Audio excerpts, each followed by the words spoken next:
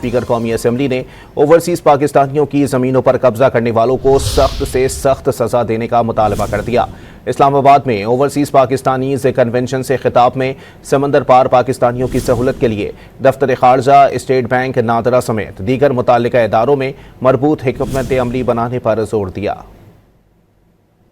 سخت سے سخت سزا دینی چاہیے جو اوورسیز پاکستانی کے زمینوں پہ قبضہ کرتے ہیں، اور وہ شروع کہاں سے ہو، وہ patwari, tehsildar, S H O, S P سے لے کے اوپر تک ہونا چاہیے۔ وہ ساری عمر کی محنت کی کمائی کر کے، ہر انسان کی خواہش ہوتی، جس طرح وہ شعر پڑھا گیا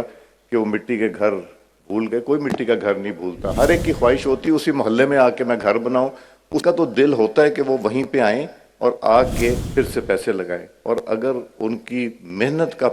پیسے کی زمین پہ قبضہ ہو جائے تو یہ ہم سب پاکستانیوں کے لیے شرمندگی کا باعث ہے۔ جتنی ہماری ایکسپورٹ ہے اس سے زیادہ تو پیسے آپ بھیجتے ہیں، تو جو ہم ایکسپورٹرز کو میڈلز دیتے ہیں کہ highest exporter, why not highest remitter, اپنے اس ملک میں جہاں آپ رہائش پذیر ہیں کرتے ہیں، وہی امپریشن پاکستان کے بارے میں